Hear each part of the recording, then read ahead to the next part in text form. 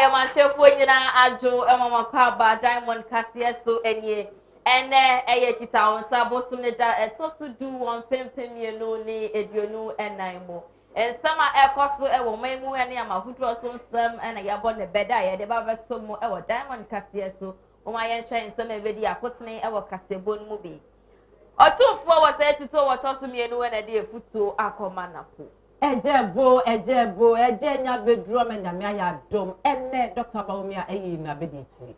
Na po ensem fata se wo beye mampanyi abedichi wey every man Sir Thompson Hall. Na po emo ehu kra we free NDC akachi. Ye ne nsem ahudo bi ene ya boabo na ye de ba besom mo e wo Diamond Cassia so agudie nsem ewom ena afen so ni gede nsem mo ni nyina no ye de besom mo e wo Diamond Cassia so ye de asida Ebema Diamond Ground Driller Estate and I face Diamond Ground Travel and Tour. Diamond Ground Driller Estate say wo pass as a project. Asase amon sibiara eni ho asase oni langard for enya sam de na say woni weni etwemu e wona se ye. After Diamond Ground Travel and Tour so preference and yankuton so preference you know mo se bra. Baba kwetu nkra asase biara fa be down wona just biara enko kama enfama. Wo yira wona twa kwan e wala pastor Bora number 5. After so Hajjas Lay Empire say we dey atete pastor bro obesiesi obodie na sanso esi ne dada mu bio Hajjas Lay Empire ne kira kwan e wo yela pass abeka kwan na ase wo ne total filling station no e na junction ne mu ben light enterprises and kania papa fi o se ka ben e na okita bra na one specky e ma ne kira kwan wa aye aboso kai city light junction hono ma afen so our Saraji enterprise ono so se sika kuma bi ekita obi apabra na obebo na chese won so no wada no on boss Afes in the craft musna ya de asida ebema asida fabrics or siden eya fabrics papa fie intima ben e na ope unique print dia for we dey etwemu e wona se wo na e na wo boy chidoma enanwumre ya de Diamond Cassia no eba beso mu akenkanfo enanwumre eye me ma osikunya meni menu aba Efia performa ye ndan ye ho embra ye ba ye de kasebo ni twemu ebeso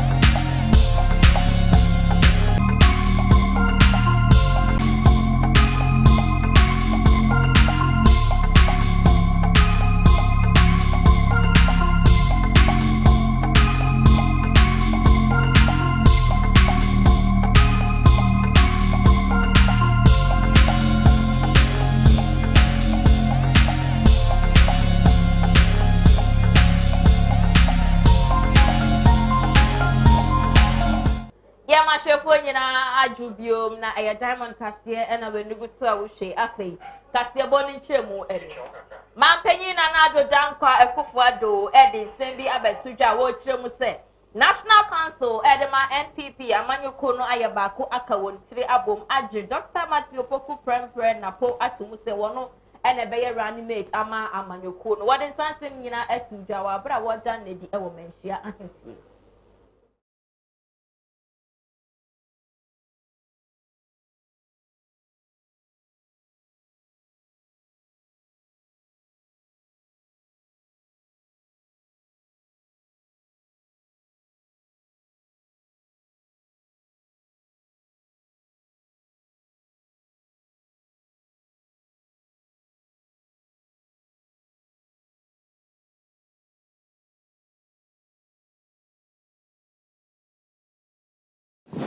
we are ha na ni je emu ene nam ni aba na le titiro na sante wa oni Ghana mra ye dia titiro o mai e kire se Ghana ni bia be fu akunya kese no a utumi fu ni premier no na ubreso a esise probi no ba be hye wa na mu nti MPP for sukro no akwa yi di oba be hye manam ni ama be be chire 8 years if you watching me na ye adwuma awaboa me ekwan so bebre oni obi a wa ho brase ojawati so ojawati pinti min da bakwa if you aka say ebe no we there be tembia kan odumachi no and MPP for enyina isi akọ gina no I don't know you know so ma be gina ma na I can't see another and no no to an to me ko bi I say we obi a obeta na chi obenya na bebi chi a nyakopon makwan na aba no ba na fa ono no bebu o man no as vice president and answer and MPP National Council ekoshia tie ba be tie free aba o mia anu say hi ena opese ono no yes adwuma yi wan fa ba bia o to for wan fa ba bia wa ofia ala onana agala for nya friend napo oya mo se bedwani ama mensia sao o minister so e wo maben ono ena yewa mabia eyi mixer National Council ebi ne ba ya no aya could say a person mono obia ni National Council o ka say there be emfata ye nyina abo be kan unanimous of the National Council o ka say Matthew Poku Prempe ese efata so no ena be kan you ba omia Franka Tuni Emma NPP Amanyoko no Dr. Baumia ene nyame aya dom amane yi Dr. Matthew Poku Prempe set na bediechi and the true servant of Ghana. If you are watching a common day, a really actually come no, not Ghana one day, Adriane. What we are doing, I'm say, when I'm here, you my party, no, but I was say, be the kind, and I must have the I have the word dream here. So your babu now MPP. I saw my catch you and say, oh, some pa, Ubako with him. Oh, some pa, Ubako with him. Oh, yeah, just call you. Oh, yes, I do. Oh, some pa, oh, yeah, they Ubako with him. There a bit of the gun I called through here. And then that's one, you know. And now the Danko for Abba, I'm on this to Aswaya day. Abba. Sana nyamiba buama Dr. Bomiaba na wasifie papa bi enya ede yatne etienne bijra munyina ye kamo na nadu dan kwakufu adu ase na oya bi nyame afaso ahia Ghana fo nyina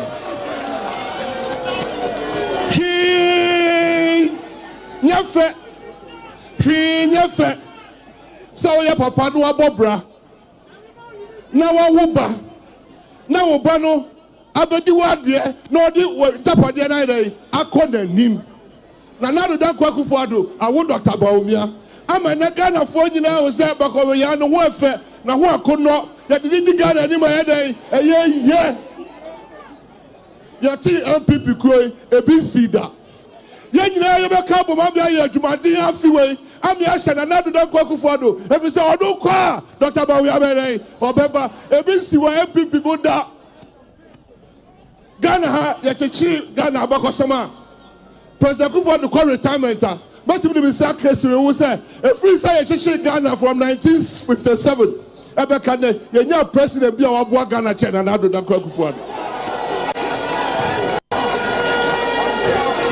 me say a free 1957 be kan mo form Kwame Nkrumah no mo form obia di wa ba di mampanya wa bonga na ho ban e di Ghana kola nim China nadu dankwa Akufuado me kana de se ya di jawa na di oswa ya di jano no ofa swa ye ma no ya akono It's in a young man, they see 2008, they be Sibio. Yet, Wakasia Bono Sodia, now we're 2 flowers set to our Tosumino at your foot. I call my Dr. Matthew Poku Prempe hour, your running mates at my NPP, among your cool say. One head now, one my Dr. Baumian and Sir Ace from Sewa Pauno, said the running mate. As I chain what them tuneful. So, that's my main control.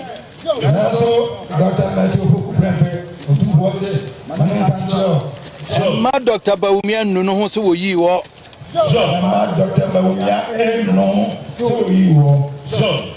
And my no one so you are. Oh, quite no quite some panel dinner, China, your bachelor one was all year.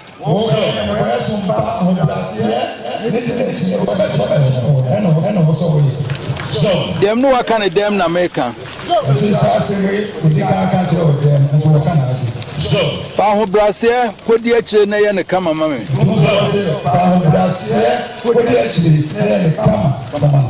Your city and you are no bachelor one year. By yes, and Crawford when inside the Messia Aquale, Metitin with your man who's a dear tin and near Casa.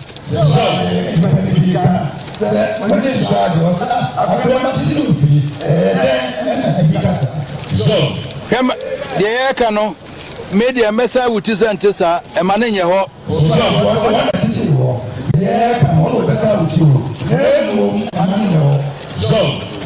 Na ubanso anyame tumenti ubedi ache na bibia ya bompa ya ache na de nyame ahihye ayeho amaye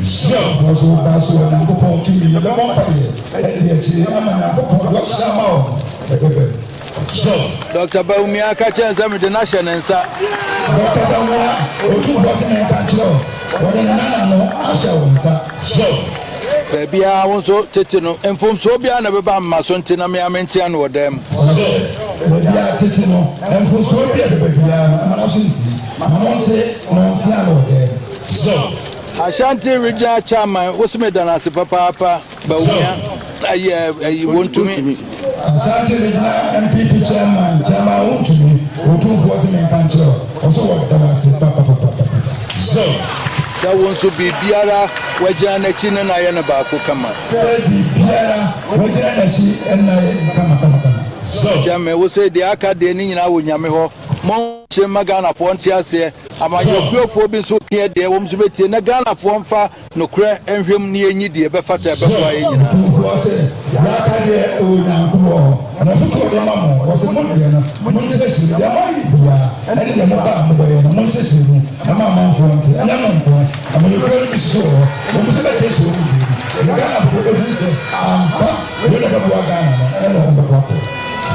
Name of Nazentia, one make a show on the sun.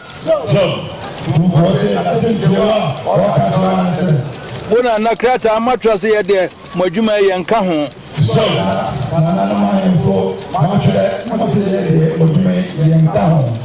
Now, so, you say, a no cranyaka, Yanichibua. So, no cranyaka, I say no cranyaka, Yanichibua. No cranyaka, and Yanichibua. And the year day, you say no cranyaka, so I need the babu. I say no cranyaka, what's it? They made the assistant number.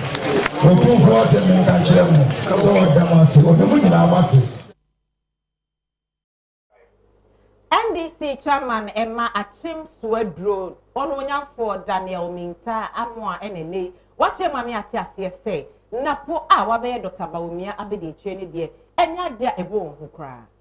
Uru Napo, MPP, Amanyuko, and I say, Omo Franka to me, Dr. Maumu Baumia, I call you say, no, didn't call election to and more and issue back. You see, Ghana for ebe fa ebe ye be asese omu nyina wo no kware mu ene wo mo beti ebu akonta papa ye de a kire menua enye me won bebere se oru anapo even e wo ne running mate ho semsem mu ana se obi onye tumi na oye running mate no anamo otu na no so ba ka se me mate ntino de esibia no minim ho hwe enye won bebre se MPP amanyuko e manifesto no munyi wani mate asana mo manifesto nti bi say so wani mate dem no dey on board clearly to tell you say they are not ready and also ba be no be ka so no meet nti ade e be na oni de onim ho hwe nti minua Ghana for Madaroma de etuto se mu na se owu anapo enye obi a NDC for yesu no bako ya ka no ne ahantan obi ehu na si obi da betu so o ko bi se na sema o si de ofa no na o kasa nso ahomase ni de o ya no ofo se o de fie na be hye ni pamunti no ahomaso ana ede ahye ne ma ana ahomaso so ko partner obi a wi asimu na ajutu zo no twantro clearly to tell you say e ntro ne ahomaso no person be de am be bu Ghana ma enso de ye nye de ye mpine so sa timemfo ene ye nya adwene ne mfa obi a wa experience a o de the 24-hour economy no e ba na Ghana for timemfo na adwuma aba no obi e di peche. And we believe that it is John Dramani Mahama together with Jane Opoku Ajiman and a bit me Abua na 2025 and beyond no Ghana afan ntoma pa efra MPP de makaso mo ya party am very predictable anso be na poku afo ni ni wade ne ba esan say omana mutu bi o mutu we bi a we politically mature mutumi ho omo footsteps ntia de na podi ya prepare ho kra de hwe omo dada esan say ya de jumadia na po abedi ene ne professor Jina no Opoku Ajiman abaye Edbertun Nsani na yawe a clearly no bibia da this Professor Jean or far ahead of Napo. Yet was so Diana, Executive Secretary Edema Asapa Mensa Thompson Atu Inchia Akoma MPP Amanyuko no say one running mate at what pound no and yadi will bet to me a year Jumana crack now was Sansu Eka say na podie won sem fata se wo beye mampanyi abejeche Opoku Prempeh poses certain character traits and weakness that makes him unfit to occupy the second highest position of the land. And for avoidance of doubt, we shall treat these character traits, weaknesses, and incompetencies. We believe he's an incompetent policy maker and an incompetent policy implementer as well. We believe he's a chief promoter of shady, dubious, and needless procurement that has thrown this country into a mirage of debt. We believe he has a poor working relationship with stakeholders. And finally, he's very antagonistic towards civil society and divergent opinions. Napo's incompetence at formulating policy and implementing same is the worst example for any public officer. 1. Napo, as the first education minister to supervise the implementation of the free SHS program, created the foundation for all the problems confronting the program that we see today. He failed to envision the pressure the program would have on infrastructure and failed to plan for the increased numbers. And by the third year under his leadership, we had the first ever double track system in our secondary schools. Napo gave birth to the double track system, which has reduced drastically the contact period for SHS students, reducing quality by a greater standard. Napo created all the problems we see in the feeding of students in our schools today.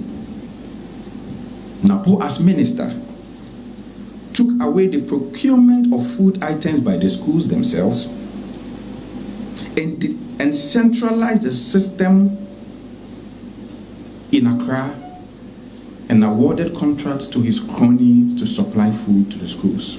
Initially, the decentralized system that existed allowed schools to source their food items from the communities where the schools are located. Apart from the ease of convenience, reliability of supply, and cheaper prices, the decentralized system also boosted the local economy as food are sourced from farmers and local traders. Speaker of Parliament on for Alban Bagbin and then Odi Enche ato say yenye nhwehwemu emfa video bia immigration officers ebu obabi ya ewa flawo border no eso okoso echire mu say na onim hwe efa asemi ho ekopem say onmonyafo gifa ablagomashi eba ebechechire mu into the inche to interior minister so say o mo den no fa ni endi assembly.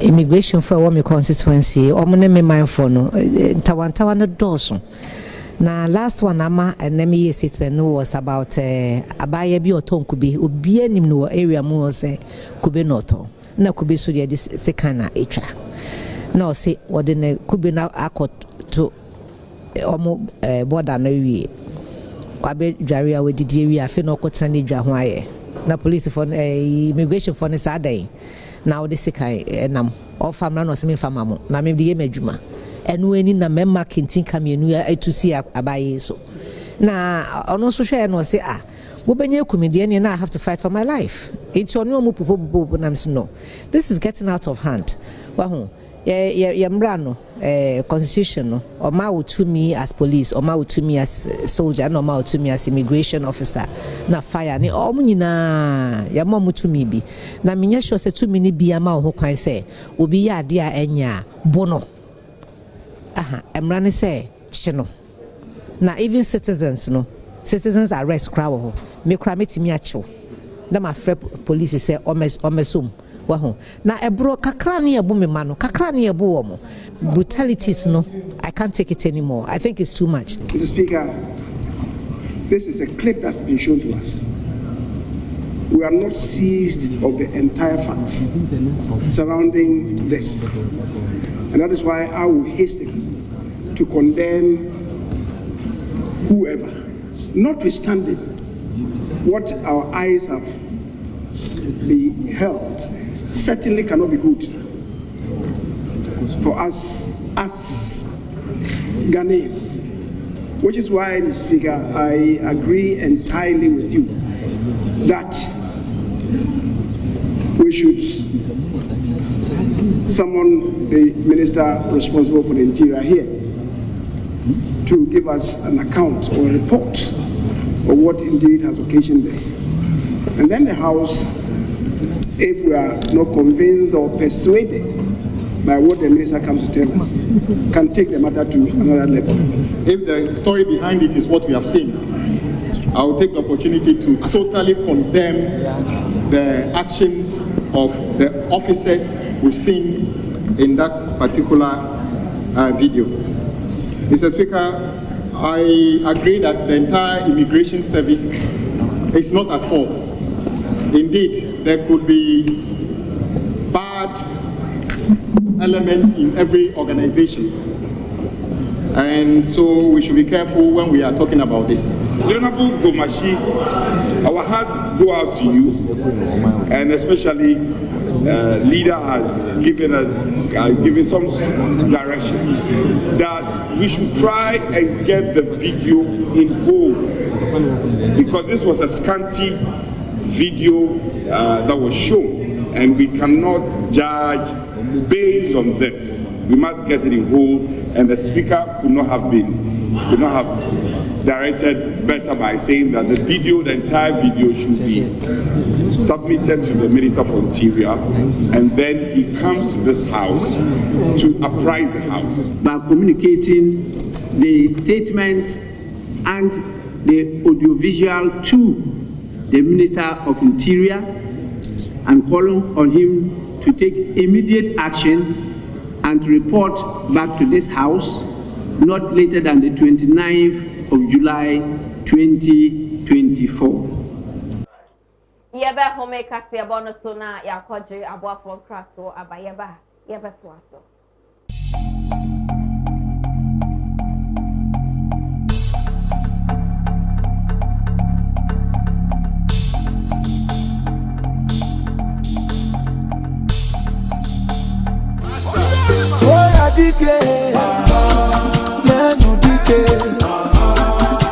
Hello, me beautiful rose. Diamond Grand Ray Estate 4 and I'm a many say you. And then Missuma your land owner say ebano land promotions in Quadia. Diamond Grand Ray Estate ye number 1. Make us say ya promotion air cost of the day. Very huge discount. Yes. And you don't come Dentura as I say ye 28,000 ye about 22,000. Obey mine 18,000 ye about 12,000 Ghana cedis. Sasi niya ye genuine, no longer, no litigation. Upa sasi a eni nsuomudia, endi nsutobri, ena osa oto asasi. Intimedia dance say Diamond Grand Ray Estate, ye number 1. Omo payment plan. Ube tuyetuan en kakra. Promotion we first 10 people ebe beto asasi no. Ebenya 10 bags of cement, blocks, any free documentation. Wumpe we now pedeng. Free one sesia 0552 487 385.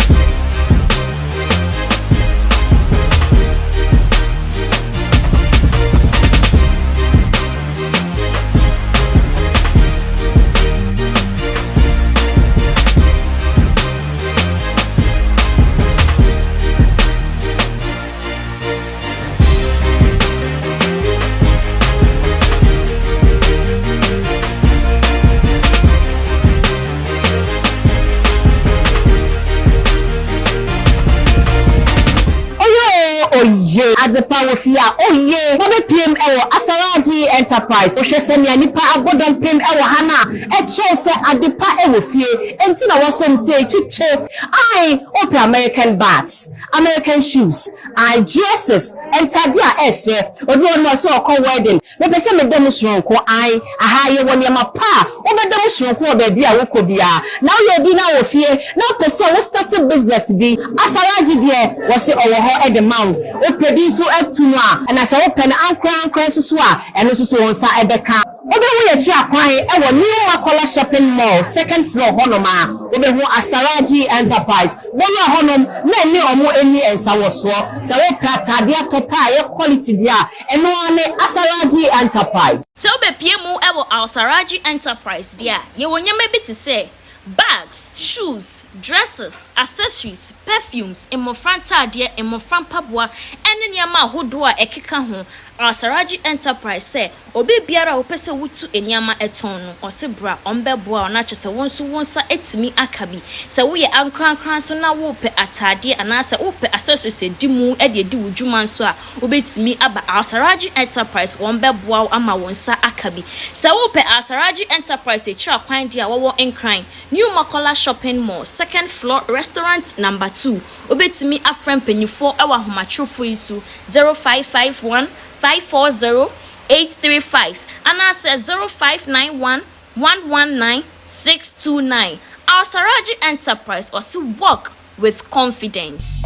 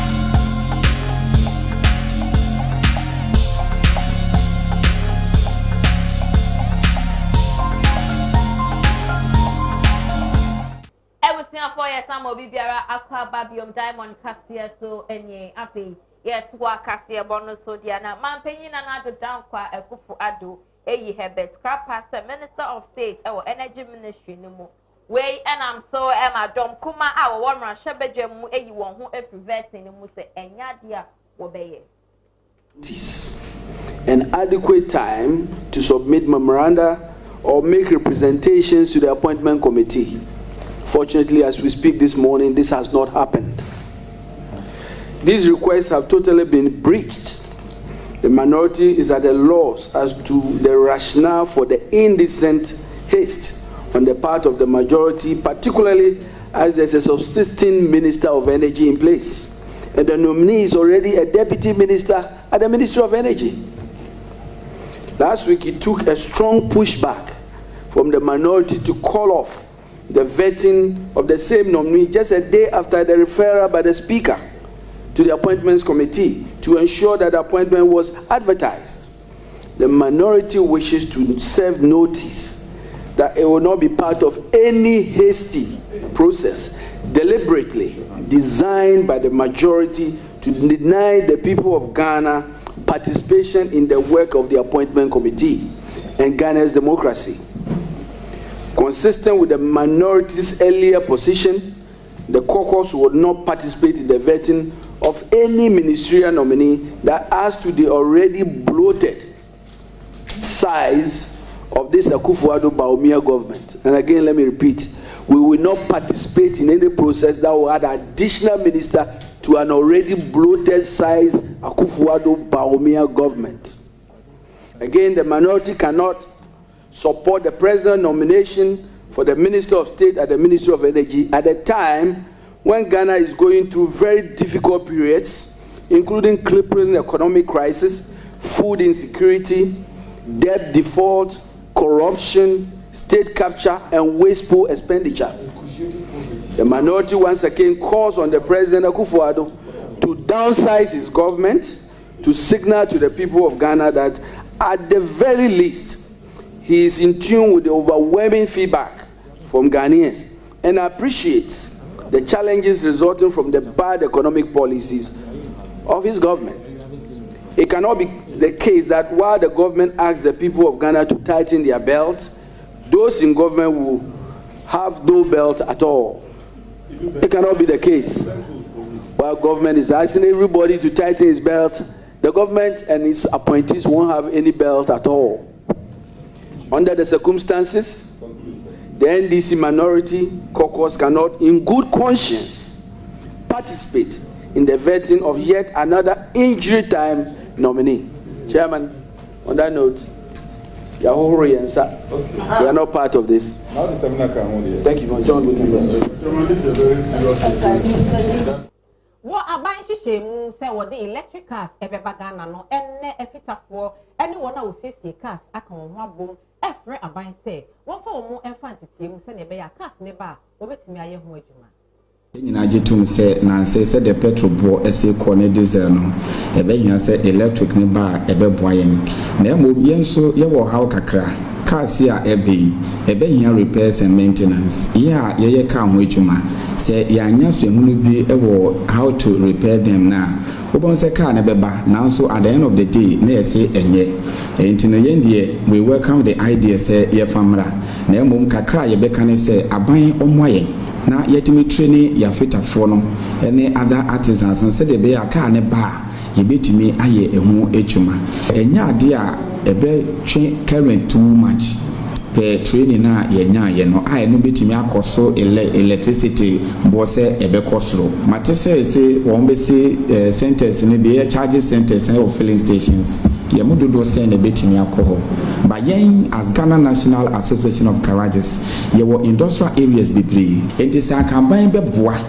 na yetime sisi eye charging centers e wo ye industrial areas no because car ne say ya ye de beba ye ho uye juma na car ne se ho more than a day battery ne be follow and e follow wi a obepia na wo de akọ filling station no ana so be den wetimi a charge ne biem and yesu so say ya ye hu juma no ye ma centers no dodo na mra ye ho.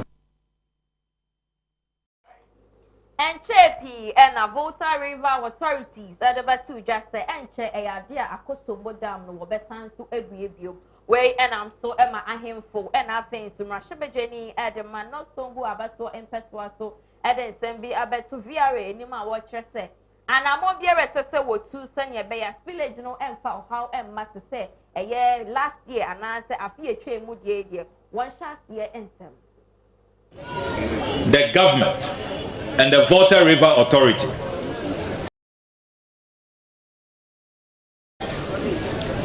that the victims of the spillage by the VRA from the Akosombo and Pond dams are still waiting to be fully compensated. 10 months down the lane, the victims, particularly those who are displaced, some of whom are still living in tents, if you come to Makwet Degome, you will see hundreds of our fellow compatriots still living in tents.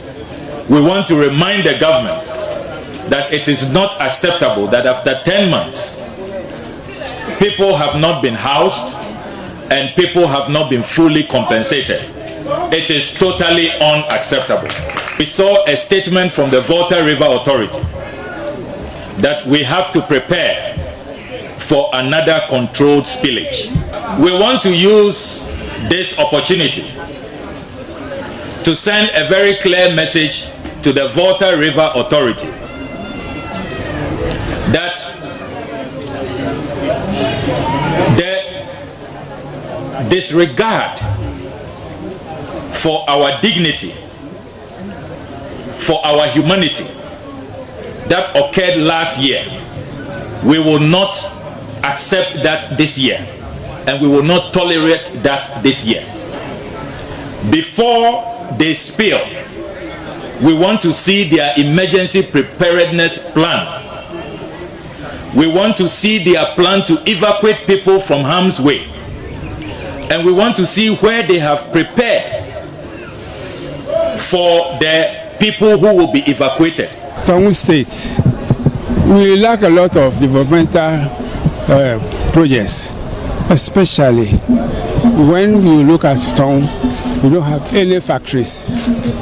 We don't have any factory at all in Tongu. So our first priority is to find that at least there should be some factories in our area which will bring the work to our youth. There is strength in unity.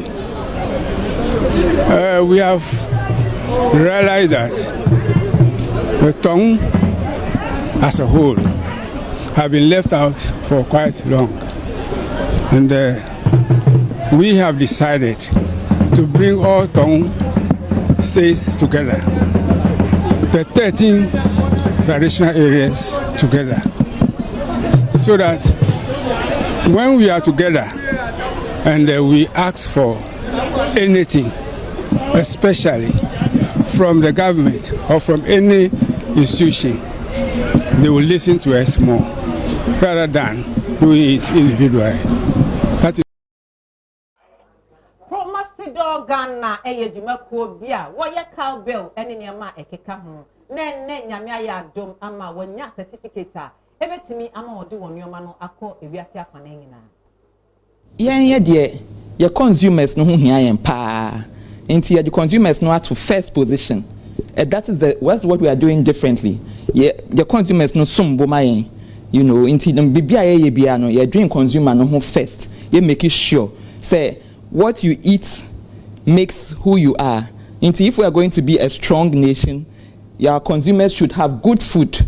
You know, best quality food across the rank and file of Ghanaian populace. Inti yehwe consumer no ne yaye ne ebetimi aye make sure say aduane no efin bia ni boni bia ni ho bibia ni ho a wo mu be di e be ma wo mo problem. Aduane na ye no emra na ye di so no eye ewiase afana nyina emra a say ebrochire ba bia na se ye aduane na ye pese ye follow ana ye di emra so a samra na ewiase ebrochire ba bia umudi so no eno a pepepe na yenso ye den ye di adwuma wa ha. Ene we have a new product, the best chocolate drink in the whole wide world, Twisco. That's what we have today. More products are coming, better quality, you know, excellent food safety.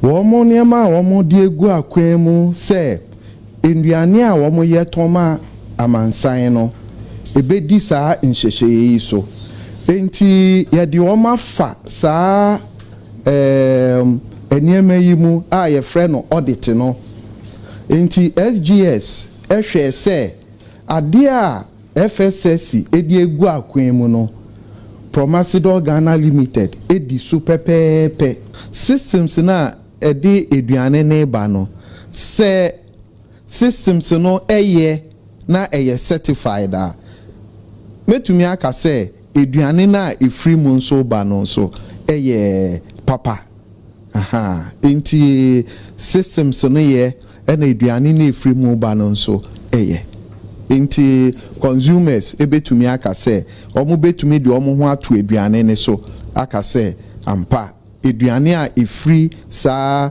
company we mu ba no ɛyɛ efiri sɛ ɔmo systems a ɔmo de yɛ aduane no ɛyɛ na ya certify no internationally.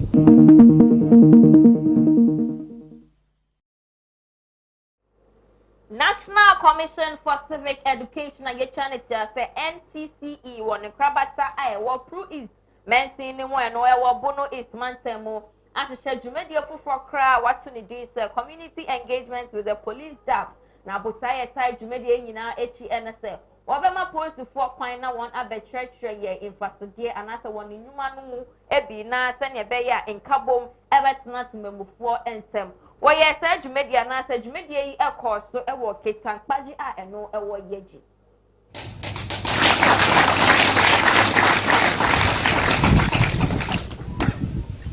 Abambo Eduma Kuahodoa Moha Eva Panama Sofu Nanano Tapinji Goja Line na Bayawa for Moha Assemblyman Uno Unit Committee and pay Regina Tapinji Manina na Dika Mada NCC Force. Me the Honorable Ali Mohammed, me assembly member for Jindimbisa. And Emi Aniji, Emi Ahua, they say, and in the history of Jindimbisa, I'm a police commander moi at Nyaba Jindimbisa, I Katakwinji. In fact, we have Koma any Eddie Nano, Efa, Maya, Nipa Ibia, Ibia Tawantawabi.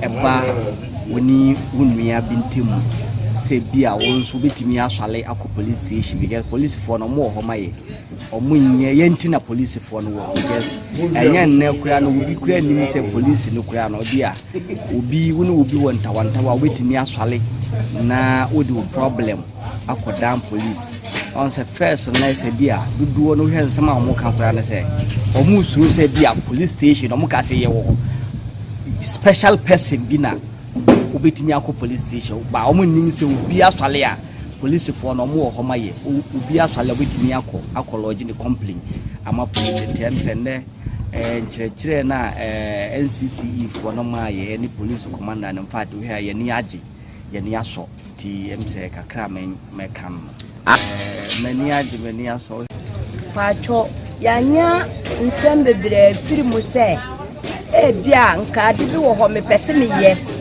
ninim se me ya bone nti ne ma hu se obi ade se wa ade a mra kwanti se na wo befa ansa na wonsa aka ena ebi nsusu ade bi wo ho efese tase wo ye ususu winim a wo be ye nde amama ti ase se wo ye se a ebeba ho mfaso amo adwumadie kuo na aba hanom no ene na mi mbodi no ana amama hu se ewo mfasoduye emayen ena afi nsusu akyerɛkyerɛ bebre wo ma kyerɛ ya ama na ya mfaso amayen for asi se ne omo bɛyɛ yɛ no mama ya ne aso omo aya de papa na ye hu kusufo ayo suru omo omo ama ndende ye no omo aya ne aba ko mama ye ne ahemfu adi nkomo ama na ye de ne ehia wo ya hanom no ya hu se mputu betumi aba amaye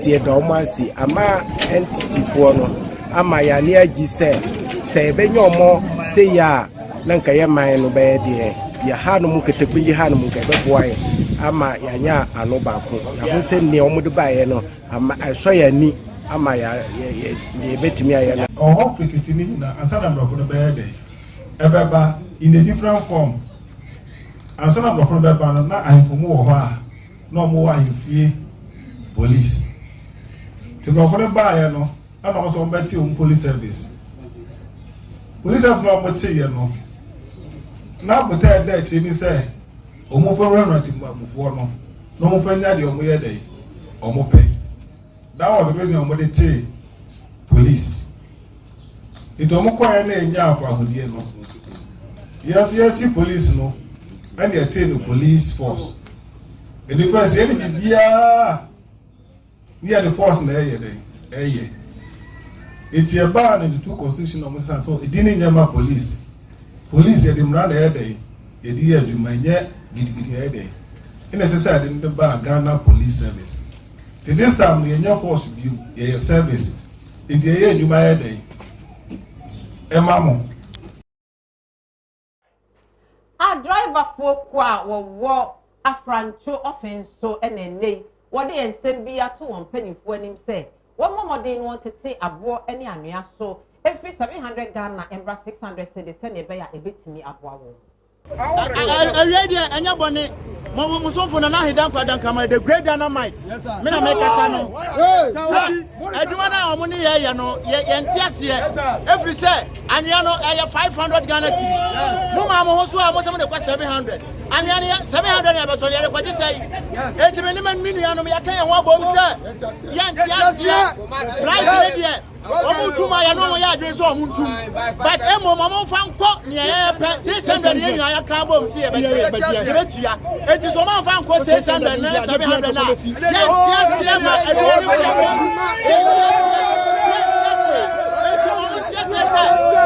ya person mo tie sese anawa for ni wa omo so ni ko enti aduma na ye no mo ye ne nya ne aka bom enti 6 million o man tie ase a me no na hida kwa dan kama de great dynamite me ne me nkura for ye tie ase ma nya na kwa 700 die womo ni antiase anka se we mu na de ba ko we na de ba ye wu ya ne se omo de bo na ba se 700 womo no obi anwene ho ya dra for ye nim ho hwe ye ba anwe mu amu je se bo ne 700 abra yesu etia 500 dada so ta se e ma ne ye kan ma ne ba 55 eno de ye ntiase ye se betia 600 tum na omo tum no ye nka se ye ntiase se omo tum but 600 na yes omo fan kwa na omo so mo de kwa 700 ye nti ase anwa no ye ntimi fan kwa kwaje 1 billion what ase ene bibia abo aye dey ka ho spare pass ne bo den enti se wo ka chem say no 5 million to 1 acre 10 million obi so tia 12 billion akoto ka no no de wan tem fa so enti ye no mo ka so mo nti ase a aduma maso aduma na maso aya me na hedan kwadan kan the great dynamite me na me for say na ne ka ho what ase enti social station master bijira ha ma tuze bitasi abaja social station master bijira kama loina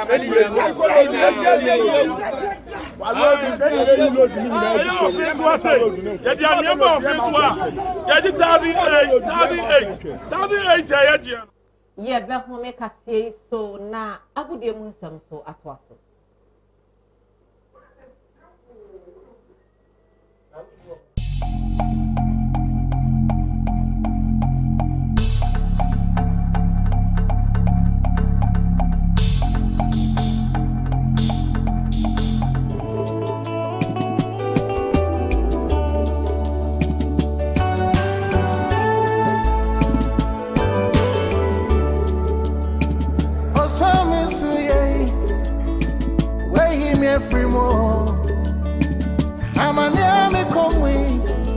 ya me we me frimo yesu me mindful we get demo aha e light enterprise ah wa aboso kan city light junction inome bi aye demu juma tail light headlight front and back bumpers front grill down grill yes also turn side light radiators yɛtɔn fog light nso either light na yɛ spec light charger normal American type Japan type China ni nyinaa yɛwɔ ho part na wɔ Ben Light Enterprise we dey to amam say mo beba aboso kan City Light Junction mo be hwehwɛ Ben Light Enterprise na mo ni ye di dwuma timiya the one on person mo ntu dodo na mo ankasa mo nkɔtɔn so yɛwɔ wholesale sakɛsi a yɛafɛ mu ni mama a yɛde man kɔfɔ mo person mo ntu na mo nkɔtɔn yɛsan so yɛ delivery nationwide say yɛ pre-sale Kumasi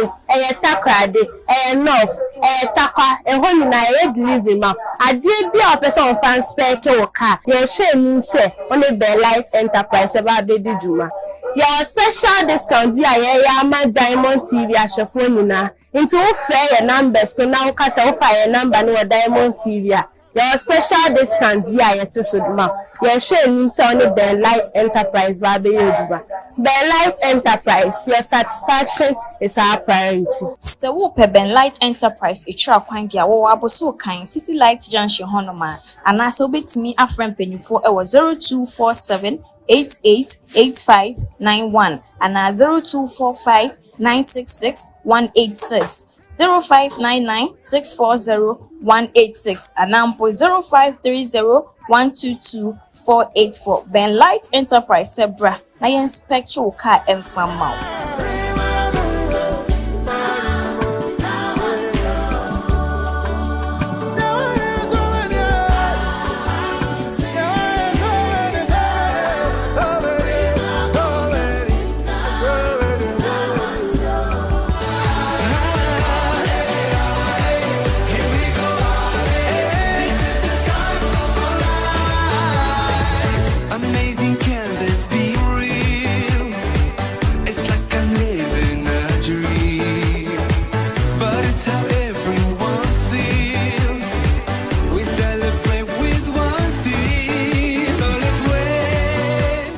I was here, Mamma Jubiaman, Embra, Diamond TV, so a good demo and 7 made to a Diamond Casino, so na made the Amamidin added down qua Isaac Dark Guapine this year. Now, young Romunafe and 5 years and said made the Nina.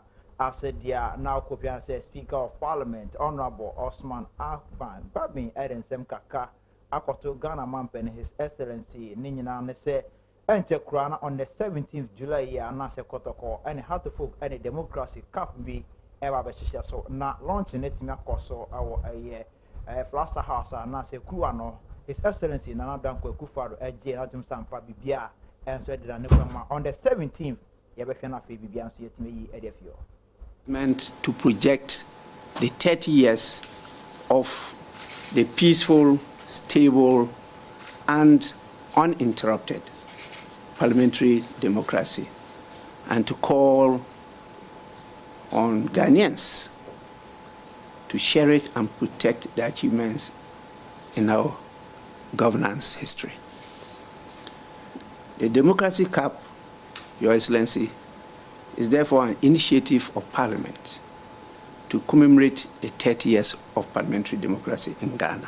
Is to leverage sports, particularly football, as a platform to involve our teeming youth in the 30th anniversary celebration and to get them to understand what this whole. All right, the way age media ever also the game between Kumasi Metema, Santo Kotoko, and Accra, how to folk where democracy kappa and penny as Sheikh Benyan so also our the Jubilee House. What him say, I launching cap on kama pa. Yeromo. Our Amanin they are not Euro 2024. I want 7 Amade and 7 down Spain and France and Ra Timito Ja Ama Spain, Timothy France, a born economy and Norma France taken back after the game. Lami Lamaya Branto Sinakan Edma Barcelona Father Wisakra and Yani Consolation. Oh, we are on man of the month, not or the same Etuja. Muchas gracias, muy feliz por el paso a la final y ahora que lo más importante llevarnos el título. Bueno, estábamos en momentos difíciles porque al final nadie se esperaba su gol tan pronto. Le cogí y no pensaba, he intentado meterla donde ha entrado y ya está, muy feliz. All right, Nituwe Lami Lamano Esinaka Edma Spain are the man of the match, and so we are on and a Bama Spain team are qualified to the final game of Euro 2024. 24. Now, Uncle PM saw Kylian Mbappe, Akate, France, and so captain of the side, or the same Kakai to after some Lucia to Spain or just say BBR, ABCB, and idea a year. Ninya, so we're sharing enough for what me focusing on him Rantano, and so it's my boy, my dema BBR, et Miakoye, Adama, France. Non, on est tombé sur une bonne équipe. Ils ont bien joué. Nous, on n'a pas été bons. Et donc, ils ont fait un meilleur match que nous. Donc, eux vont en finale et nous, on est éliminés. C'est la réalité du football. Difficile à chaud comme ça. Il faudra revoir le match. Mais la vérité, c'est qu'on a ouvert le score. Après, on prend un but assez rapidement. On prend 2 buts rapidement. Et en deuxième mi-temps, on n'arrive pas à revenir. On a des situations où on ne revient pas. Et après, voilà, c'est le football. Non, avant le match, on a pris comme ça, j'en avais ras-le-bol. All right, the France coach, running the summer, so after the game, and essential for CMO, so church and Adrian, come for so I'm more for Dono, to be breaking and I'm so intimate, I'm to Spain, and send baby, and I am good France coach, Bra, or then send me at essential for. Well, I'm not going to pass on the responsibility to one or another. I am the one in charge. I'm the one responsible. First of all, due to the end of their season. On top of that, Kylian suffered a trauma.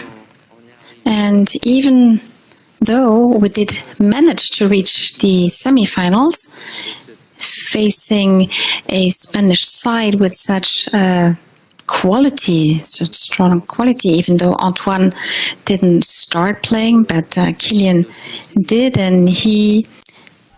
Okay, anyway, the chairman, what's in France head coach, and now the same year, to Jana, and England against Woko and the name, so and Netherlands, now with me, West kind, Nano, Anna Mickey, Van de Ven, also any Cody, Kakbo, and so then same Kaka, to Jabra. I'm center for Shia and I'm challenging some Kaka, come for so, I'm with me, our England vocal. If you see the quality of the players from both teams, I think you can expect that the level of the rhythm and the level of the game will be really high.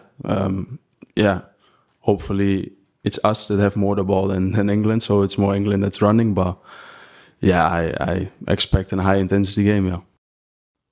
Ja, mooie vraag.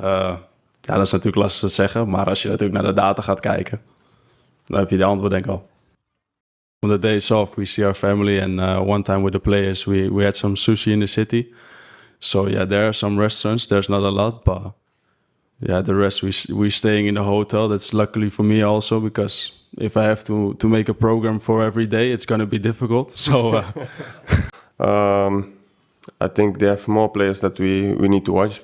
Like I said before, they have a very good team with very good players, but we have a very good team as well. So hopefully it's going to be a very... Right, now, so our England, I can't say, now our head coach, Randy, Eriga Southgate, and also Edison for me, SCMO, Etching Komaka, almost some what bread, send a bear, and you mean so no meeting Edin Kunim, our Netherlands book, no, I mean, look, I'm very fortunate to have a fabulous group of players, and I think we work as a team. We always have. Whenever we're talking about the games, how we've done, it's always reviewed in terms of what we could do better as a coaching team, as well as what the players might do better. We have very open dialogue about that.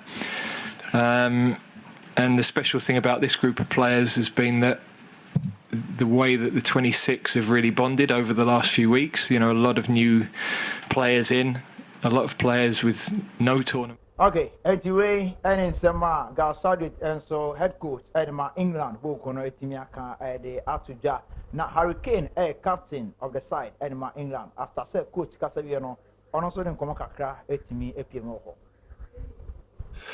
Yeah, obviously Spain have had a fantastic tournament. They look like their players are playing with a lot of freedom, and a lot of young players who are just, you know, going out there and enjoying the occasion and getting on the ball. But you know, Spain have been a top team for many years now, so it's no surprise that they're in a semi-final. They've obviously got a tough game tonight, which I'm sure will be a good one to watch. But yeah, fantastic players, as you know, we're in the final four.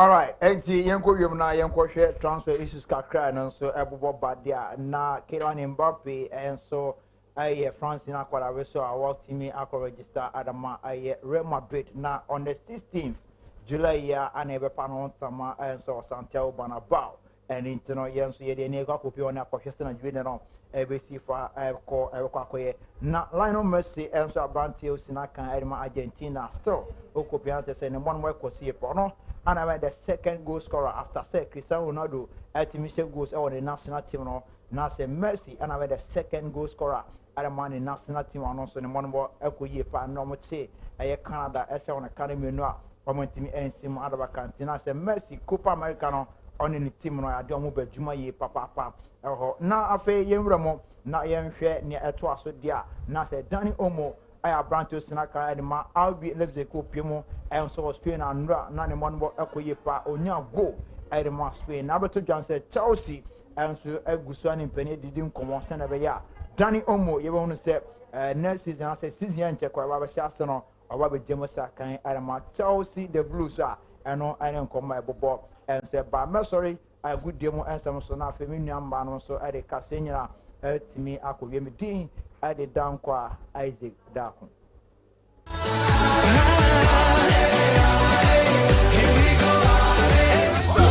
Toya dike, nenu dike.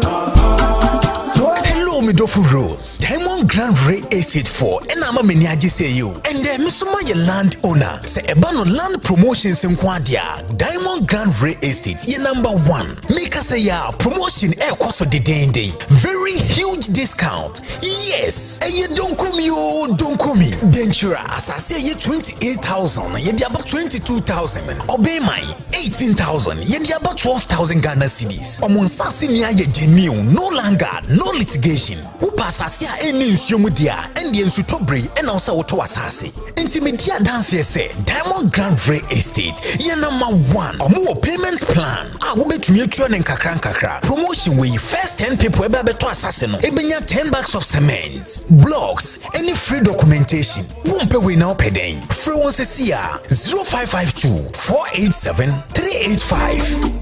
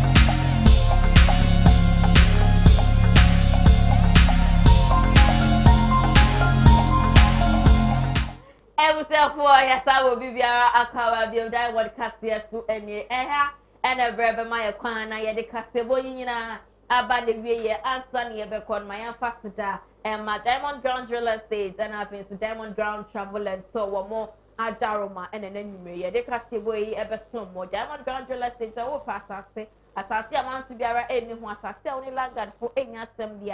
Next, I will do any extra more when I see a Diamond Ground Travel and also say, we're going to a class as in the Rapabeda or on Betray Bibia Kama at your mouth.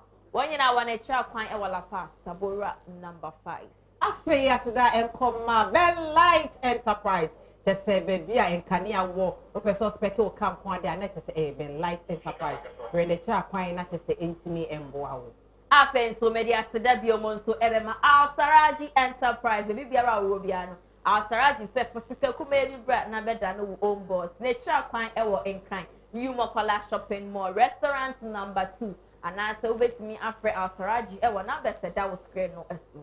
Haji Slay Empire so FFR was say with dear I say with dear Ejija with dear to say I bibi or 100 years or say bra no ye e fama. When the child quite I will la pass I total filling station and chain honum I'll be who had just lay a honum gora honum not to say in cow supplement ne krapɛ monos na yɛ de aseda ɛma aseda fabrics or someone into my papa efie ɛyɛ fabrics bɛn ɛna wopɛ unique print bi a fa wani ɛkɔkyerɛ mu ɛwɔ aseda fabrics ɛhɔ ɛna wobɛnya wakoma so adeɛ ɛhɔ ɛna wobɛnya nea wopɛ na wasan so ɛnya ne papa mu ɛno nti no hyehyɛ ɛyɛ aseda fabrics ɛwɔ ɛyɛ nkran ɔwɔ ɛyɛ Mokola shopping mall ne mu ɔmo ne Methodist book depot no ɛna junction ne mu afei so ene ayen ayede eye kasebo yi ebesom mu eye me ma osiponya me ni me nua ba afia for poma ya kramo